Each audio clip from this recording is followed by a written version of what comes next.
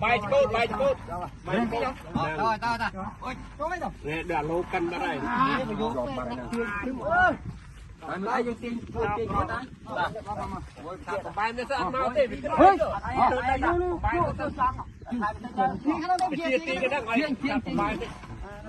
tao môi bị mà đọ đai anh ơi bay chơi chơi giống chưa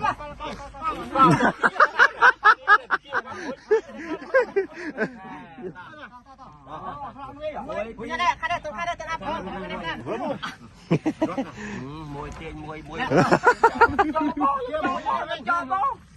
từ chia túi cái đâu từ chia khăn cái đâu đọc bài chơi một chậu hả ai dạ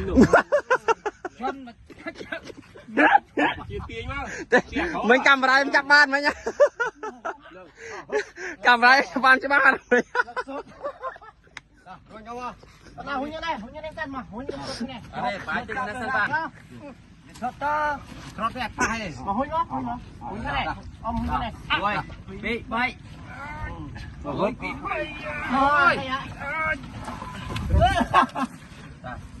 thôi ba giật ba lừa nhờ cái bằng na này cơ mưa chặt cây giống cái nào cái múc cái điện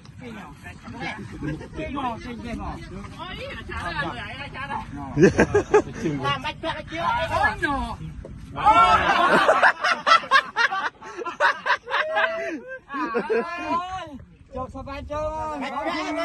lục hỏi bao lục hỏi bao lục ô bài trường mà liền chỉ bài trường mà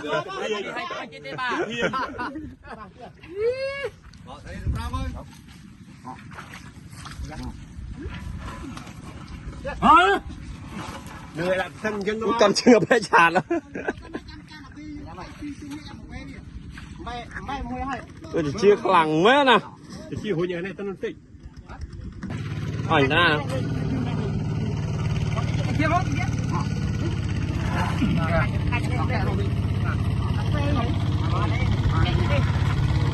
chạy cái gì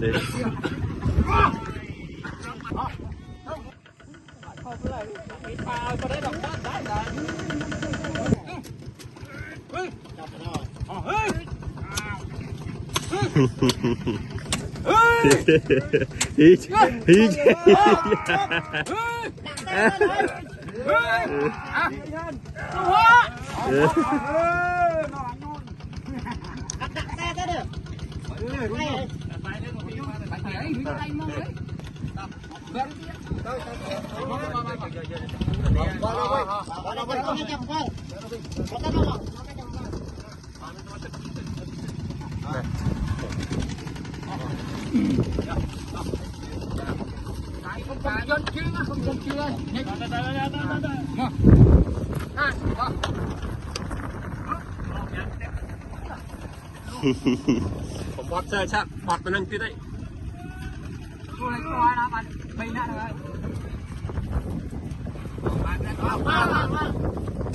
แต่เชี่ยก็เงื้อมายัดจอมลูก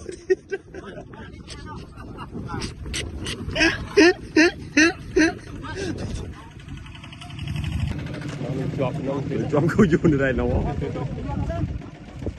đó là khi mẹ nó là khi anh chỉ rô chứ ai mẹ nó là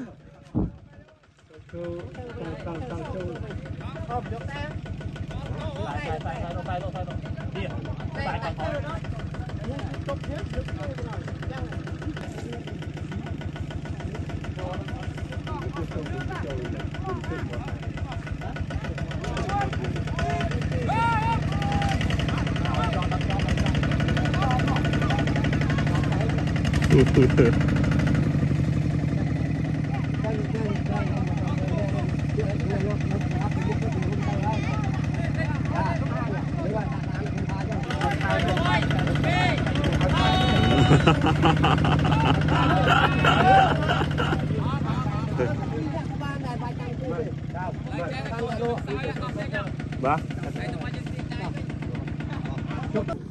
Rồi. Như show. Mày ai ha đạt.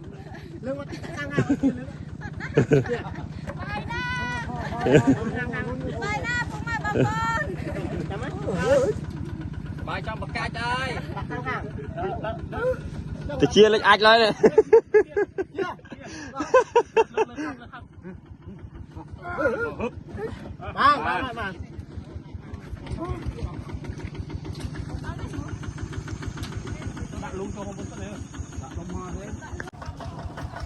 con đó bye bye bye bye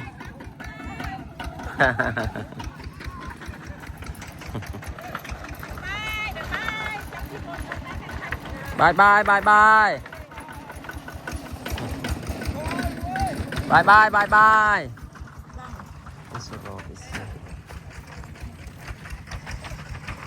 Oh, ini jauh tak. Thank you Lord Jesus. This is the team of the Choir of Silver Church. The team that we come here for here the roads for the water, yeah, and we plan the ride. Yeah, the ride on 30 hectares is here. Yeah, we plan the ride. The ride we plan here,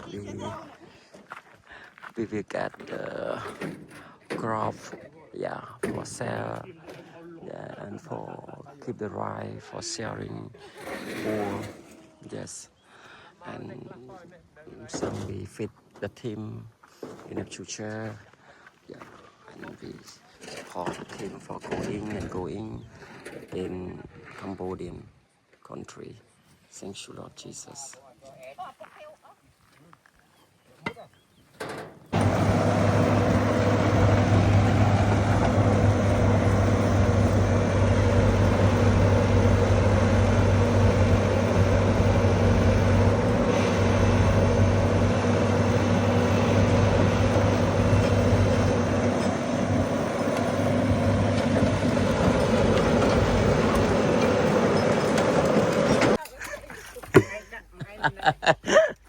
Thật chiên coi nào.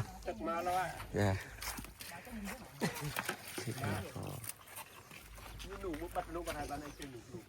The water. See? Where the water go out here. Go to the another place. Yeah. Aside the front. Especially this all the stuff here. They're from they play from the whole water. It's a lot come from outside to here, keep in the our land. This go inside here, yeah, and we put the hole, big hole for they protect and keep the fish here. Only the water go out, but the fish stay in our land. Yeah. This one we dip for the pond there. One more also. Yeah. And another pond there. It's a big pond also. Yeah, we keep for one another fish go to the big pond. It's come here more.